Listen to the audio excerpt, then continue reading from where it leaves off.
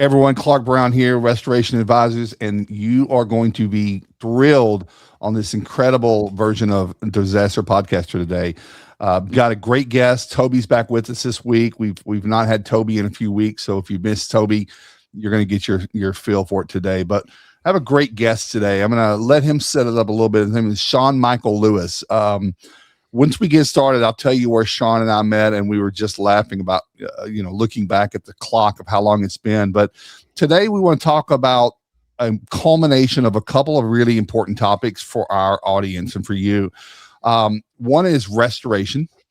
That's obviously our business and our model and a lot of people, our passion.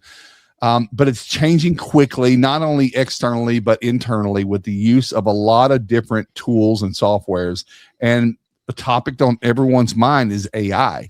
So Sean and I had a conversation earlier this week about exploring some of what he's doing with AI. And it was literally hold on, pause right there. This is a podcast. There was just too much goodness. There was too much that we weren't recording that I think will translate into some really, really interesting ideas. And I think all of us understand that none of us know what everybody else is doing. We think we are using something the way it should be. But someone out there has gone a few light years beyond or a couple of levels, and it leads to something else. And I'm hoping that today we uncover a few of those for you. So without further ado, I'm going to introduce my team today. Got Toby Clem and Sean Michael Lewis with Tier Level Marketing. Hey, Sean. Welcome, man. I'm excited to be here, Klark. Thanks for having me on the show. Yeah, man, it was great catching up. I wish we had I think the truth is, Sean, we have been we're on LinkedIn a lot together. That's like where we kind of chat sometimes. And I like your art. You're a prolific writer, which I love. And that's what obviously a medium that I love that doing. But I think we have teased the idea of like, we got to do something together. We've got to get together and have a call. Next year will be 10 years since when we met. You and I met in Bend, Oregon, September of 2017 at the very first, what became of the Rebels. At the very beginning, it wasn't Rebels. It was after that event. But we met at the Rebels first summit or gathering. It was Restoration 2.0. And you had some affiliation already with Andy or some other people, and just we're talking about the same type of things: freedom, independence, evolution of technology. And you flew out, and you and a couple other great people. And what I loved is what we're talking about today were some of the same things back then. Maybe not the same tools, but the same mindset of use these things and think differently. And I remember, I don't want to spoil anything, but one of the big takeaways in 2017, which is going to be funny now because everyone knows it, but you told everyone a percentage that I want to say it was around 60% of people use their phone, their mobile searches through Google for identifying and finding home service providers like themselves. And you predicted it would only go up exponentially. Well, obviously we know now, I'd say certainly before COVID and definitely after, that became everyone's primary focus. Google My Business came a big deal, LMA. And you made a prediction back then. And I think a lot of what you and I were talking about, and hopefully we're going to uncover today, will be additional glimpses into the future for people who are sometimes restores are great.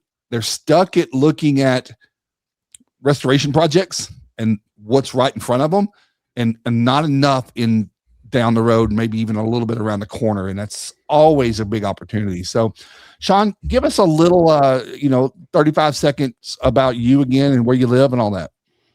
Yeah, so I actually am based in Pensacola, Florida right now. When we met, I was living in Oklahoma. I ended up in Oklahoma. I'm born and raised Floridian, so I really came home to be near the water. But we actually we met 10 years ago, and it was about a year after I started my first company called Tier Level. I had recently left the restoration industry. I worked for ServPro Corporate, and then I helped grow some franchises for some good friends of mine in Oklahoma that are incredible. They're one of the top players in the ServPro ecosystem now. But through that, learning sales and marketing, and I noticed there was a big gap in the market. And that's what led me to create Tier Level, was to focus on helping service-based home service businesses and commercial restorers and service companies connect with their customers. And it was all about visibility. I mean, we are in an industry that typically falls behind where the trends are going. And that just really drove my passion. It drove something I wanted to solve. And about 3 years ago, I semi-retired and allowed my company to be taken over by my current team. And just through some life changes. And, you do this for so long, and you dedicate hours and hours a week. And I know many people listening, the feeling of burnout can be real, especially when you're putting in those 60, 70 hours a week for your baby or for what you own. Well, about a year and a half ago, I realized AI was really gaining some steam, and that the future of marketing was changing by the day, not in the next year, not in the next few months. It was changing right before we speak at a precedent level we've never seen before. And that really inspired me to come back to Tier Level as the CEO, take over, start bringing in a new team of developers and people that understood AI. And not only that, but teaching it, because in our industry, like I said earlier, we typically fall behind. We adapt slower. And I don't mean fall behind in a bad way. It's because we're physically doing work, right? We're serving our customers that have a problem that requires physical labor and solution to get their property back to normal. And that could be the same for an electrician, a plumber, or anybody else in the service-based world. So very excited to discuss the topic of AI. I always believed, even when we met Klark, to always, my number one mantra is out care, out educate. You probably remember me saying that almost 10 years ago, but that's something, any opportunity I get to share knowledge and share the passion that I've learned, is something I never turn down. So I appreciate the opportunity to be here and talk to your audience today. Yeah, that's great. I think I want to tell everyone, and I'm going to give Toby a chance to talk here. We always call it like a pre-pod before we start. We kind of like plant where we each are on the topic and maybe how we'll interact. And I think what was interesting is all three of us here, we have a different relationship and a different worldview on how AI is to be used, and none of them are wrong. And Toby, why don't you share with us a little bit about how you view in your daily, your business, your life, of how you're seeing AI as a tool for restorers? Well, I'm going to make it super easy. I've got a love-hate relationship with it. That's just the God's honest truth. I love the use cases. I love the usefulness of it, but man, I hate how useful it is. And I hate kind of the dark side that is present in it. I was actually just a part of a seminar last weekend, and I heard some of the horror stories of AI, and it made me sick to my stomach, that there's a lot of young people that are using this as for a relationship that they don't have at home, and the dark places that it goes. So I guess I preface everything that I say with, let's find good use cases for it, and let's leave it at that. And if you need help outside, then get outside help. But in my coaching, day-to-day coaching, I am a born and bred operations guy. So anything that I do, I'm always looking for ways to solve problems with the tools available to me, or to get a little bit more margin, whether it's profitability or it's more time, things along those lines. I'm always looking to get a little extra margin out of the systems that are in place or the people that are in place. And if there's a tool that's going to help me as an operator do that, or my clients, then I'm absolutely going to try to leverage that tool. And AI has become one of those things. Now, I'm not a power user. I don't think. I don't know how to program. I'm told that AI can do programming for me. I haven't gone that far. Where my use cases come in is synthesizing information to help me understand the story that's between the lines that I would normally read on the screen. So that's kind of where I find that AI benefits me and my clients as we're working through challenges together. I am very interested to learn more about how I can have it automate more of my workflow, but I'm just not there yet. I have customers to take care of, and this feels in some ways like a hobby that needs to be done after after hours. So I would say that's kind of my position on AI and how I use it on a day-to-day basis. Yeah, I think I share a lot of that with you, Toby. My position is it's hard to even say love hate because it's a thing, it's an intimate thing. But I think what we all agreed on before the call, it's like anything, it's like alcohol or drugs or toxic relationships. You've got to go into it with your eyes open. You've got to keep your head on your shoulders and use reserve. And you've got to hold on to what makes us us. And I think a little bit of what I've seen is it's dehumanizing things. And I love humanistic things. I like what we do. I like community. Podcast is a way to touch people. There probably will be, and there probably are AI podcasts, but it will not be the same as three individuals who have feelings and emotions and angers and big ideas. And it just, so that's where I'm at. I'm certainly on the Simon Sinek and Gary Vee keep saying it will not outhuman anyone. It will look like it does, but it won't. And so tool set, it's incredible. It's way beyond what most of us can probably use. I use it a little bit in some of my creative ideas for courses or classes, not to create it, but on the back end, tell me what's not working. Tell me where there's redundancy. Tell me where there's not an outcome. And then in my books, I say, does this connect in a story arc kind of way? And then of course it tells me you can't spell worth of shit, Klark, and stuff like that. And that's a fine use of it. But I had Grammarly for the same thing. So Grammarly is AI now too as well. So let's kick it off. Sean, we were talking this week and you had, again, a bunch of, God, you're really fired up about a lot of things. And I was writing as quick as I could. And I've got my tablet. And the first one you were bringing up was about something you could build in basically 2 weeks. And it could save some people. Just the traditional way would cost X. And way that AI that you have found in some use cases you have seen, what you're probably working on, what you want to share and share don't, is what that might do to compress cost and time. So tell me a little bit about what that looked like for you. Yeah, absolutely. So as a business owner, there are a lot of problems every day that we face. And it doesn't matter what kind of business you're in, but I think it's really important to identify what the problems are and what are the current solutions for those problems. And sometimes we get so stuck on the problem and we just want to complain about the problem.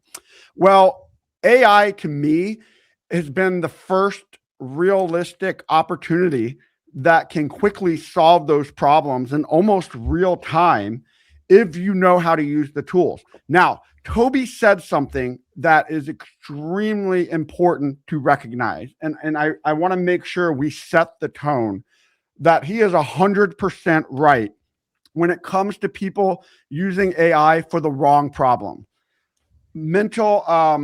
Mental issues, any type of depression. We've already started to see cases where kids or children or even adults are going and trying to use ChatGPT or Claude as a therapist. And they're trying to put safeguards into that, but it's a very thin line they have to walk in terms of censoring information and other things. But these companies are so big and so elaborate, they have their own mission and vision of what they're creating. And that is something we have to, as parents or mentors, we have to make sure that we're setting the tone that AI is a valuable tool when used properly. It's just like I'm a gun owner. I don't leave guns laying around when kids are over at my house where they can easily assess them. So you have to also be responsible. It's just like with my daughter, who's 14 right now, and social media. I have to raise her to understand what's appropriate and what's not appropriate. And so many times we're quick to blame technology, but we don't blame ourselves and we don't blame those who we should be accountable to. So that is a very thin line I think we need to be aware of. But to answer your question, Klark, a few weeks ago, and this is a very relevant example from just the month of March when we're recording this podcast. And when I came back and took over my agency, there were a lot of discrepancies that I was not happy with. Where's all the money going? What services are we using? What is the ratio from payroll to where it should be? And what is every team member doing? And what I found out from using financial analysis with software even before March was that the company was spending several $100,000 more. And this was just going over 8 years of P&L statements at once. And I think I used Claude for that financial assessment. And there was a lot more than just putting it in there. I had to create a project folder and give it some direction of how I wanted it to analyze it, like a CPA or somebody with a lot of financial knowledge. Well, I was looking at all the software expenses that we use, and it added up to several $1,000s a month just to run my business. I mean, you think of all of the softwares your business uses, QuickBooks, CRMs, any type of tracking mechanism, Slack, Monday, Dash, Service Titan, any industry software. And in my world, which is marketing, a digital marketing agency, we use a lot. We use Hootsuite. We use a platform called Monday. We use different other types of technology that help automate and make things more effective. And none of them quite did what I needed for my business. I work with a lot of franchise organizations. I also work with independent organizations. How do you balance that workflow and making sure they're getting exactly what they're paying for? And not only that, we can update them and communicate that with them. So I recently, in the last 60 days, switched to Manus, which is a product that Meta, Facebook, acquired. I believe they were Chinese-based, and they brought them in. And it just has more advanced techniques in coding. Not that Claude can't do that. Claude can do very good things very well, like problem solving. And Manus, I started describing the problem. And that's what I really want to make clear on this interview today, or this podcast, is AI is designed to solve problems. So you got to start with the problem. If you try to fix the problem without solving it first by conversing with AI, that's where you're going to get lost. You can try to get it to build something, but you're going to get shit. You're going to get slop. We've talked about that, Klark, is what's going to be the output. So I started with the simple features of what it's like when I log into the perfect software and what the problems I've always had, remembering passwords. And it basically created an authentication system that just texts or emails me. And then I put in a quick code from my phone. And that way I never have to remember my password, but it's always automatic and it's always quick and efficient. And that's something that a lot of websites can do now, but Manus built that part of the website. Well, then it started encouraging me to build out, what would you like next? And I said, well, I would like to organize my clients by SOPs. And I have a list of all these written SOPs. Toby, you talked about this, and I uploaded that, and it created a whole assignment center of SOPs. And it just step by step started building how to put the financial information, each client in, if they have more than one location. And after 2 weeks, the entire platform was a working version, and it's hosted on my personal website right now for private use internally. And I had multiple AI platforms assess how many hours of manual coding this would have taken. And it gave a full breakdown of using overseas development.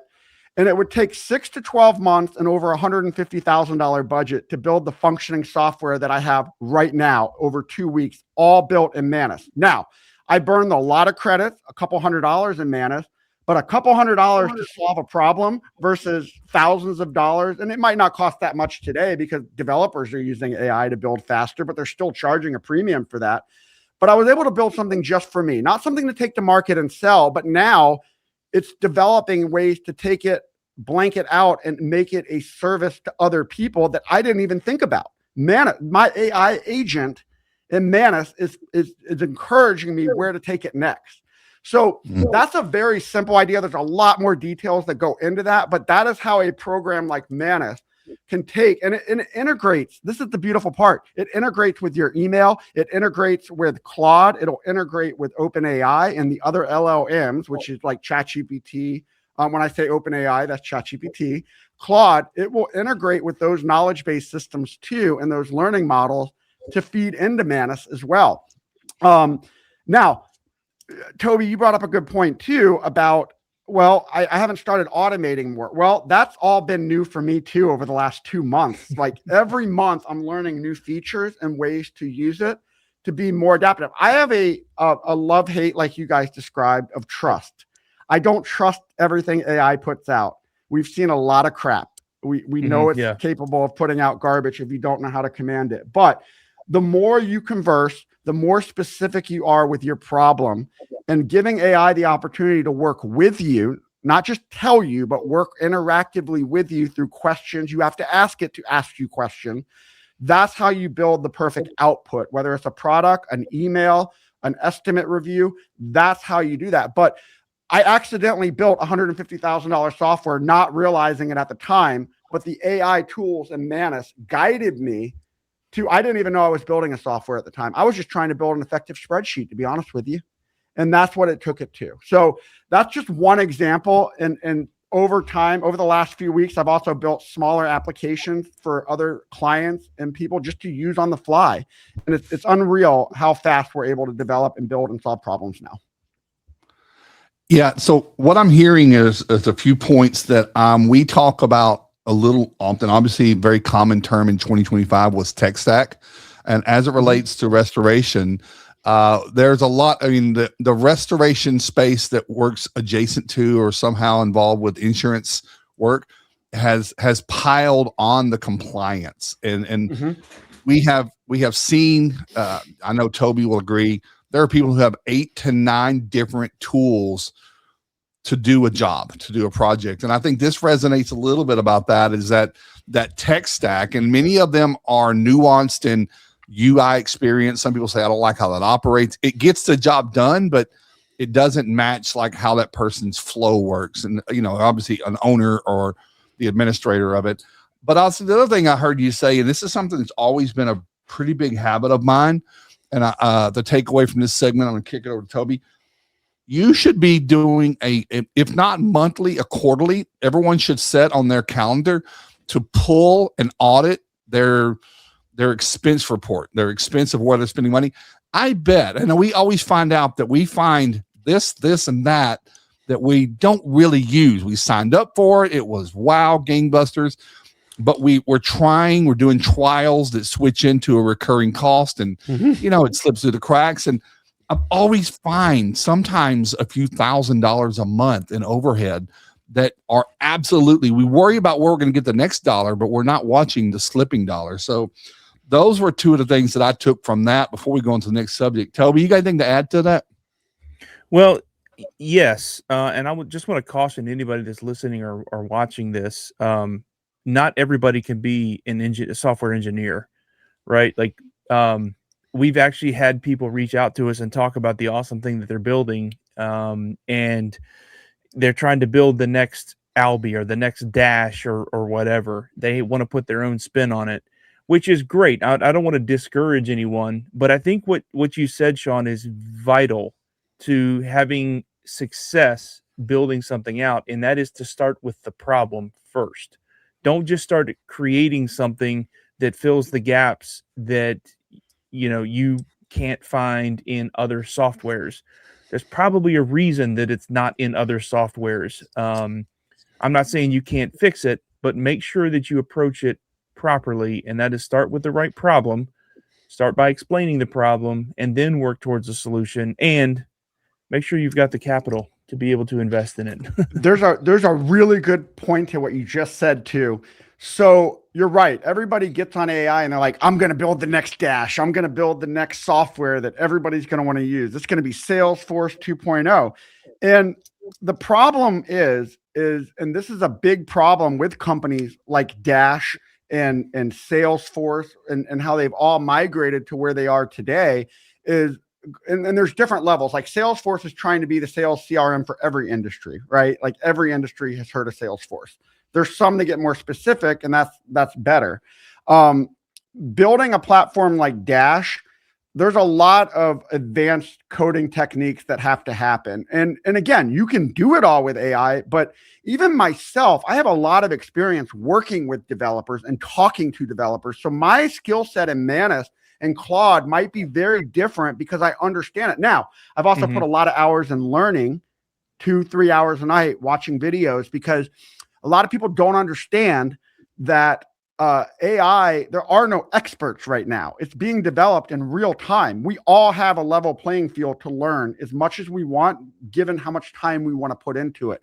But my senior software developer and one of my business partners that we're working on more advanced problem solving in the industries that we work in, which are very common problems that have billions of dollars of software resources that just don't do it the way we need it to be done.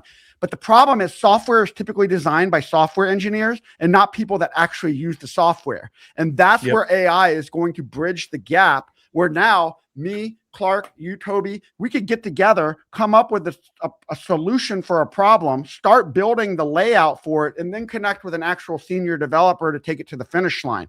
There are so many AI products that start and they end up not working because somebody doesn't know how to integrate login access, security access, move it to hosting, move it to their personal domain. And then they end up with a dead product that's just like a shiny new object they played with for a week and then it's gone.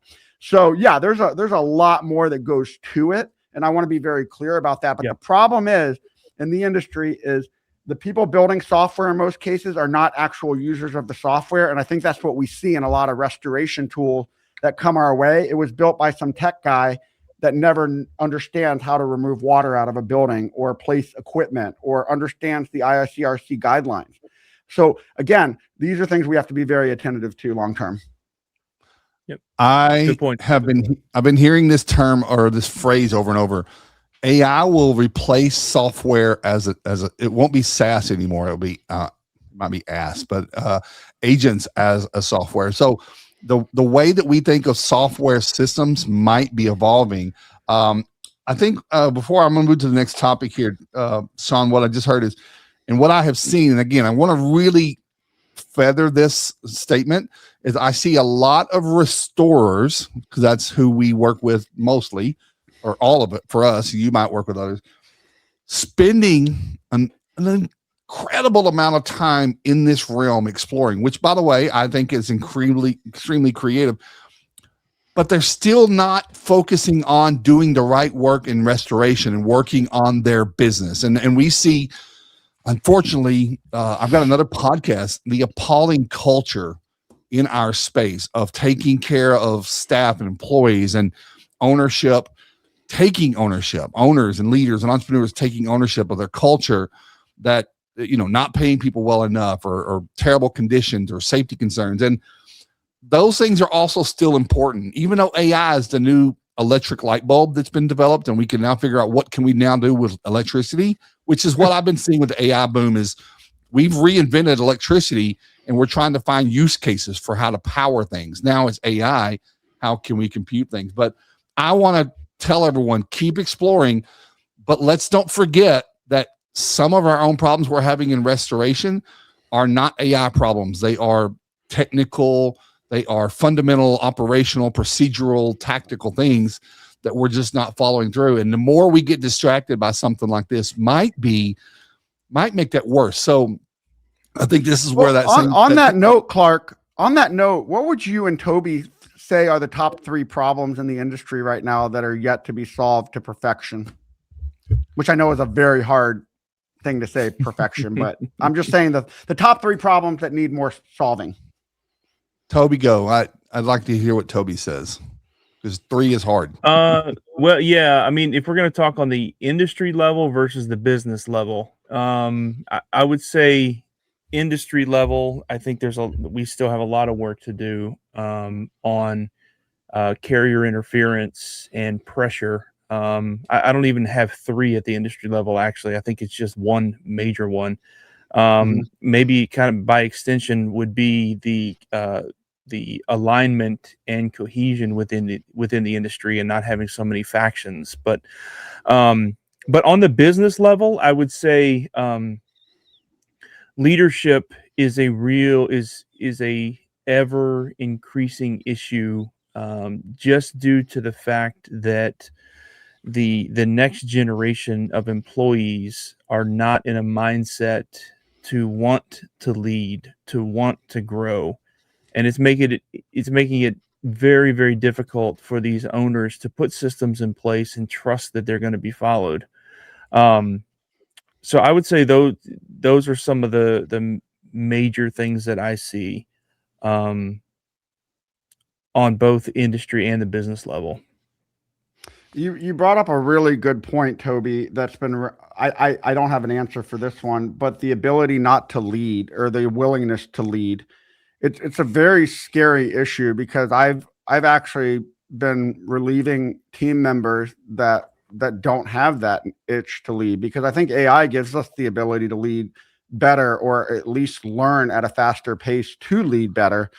And it scares me because I feel like the younger generation is looking at AI, that it does all these things, whether it's good or bad, but they've never done the work before. And I think that's why the three of us appreciate AI, because we know what it takes to manually do the work ourselves. So when we find a solution to automate that or improve the process, we get excited because we did that work for 5, 10, 20 years in our career. Whether it was financial analysis or planning a meeting agenda. We had to write that agenda out back in the day. Now I can have an agenda put together with AI in seconds. So I think that the generation, they look at AI, but they don't know what to tell AI to do because they've never done it before. So that is a very scary perspective. And it makes you wonder, what are all these people going to do one day when AI is a necessity? And if you don't know how to use it or talk to it, what is that going to look like for this generation that doesn't embrace? And I mean, we might be a little ways out for that, but I don't even want to say that far with the modern advancements in robotics. I mean, I think we're 5 years away from technicians that can actually be robotic just to move equipment in and out of buildings, right? Like, let's talk about basic things first, but we don't know how fast that's coming, but it is coming at some point. We just don't know when. Yeah.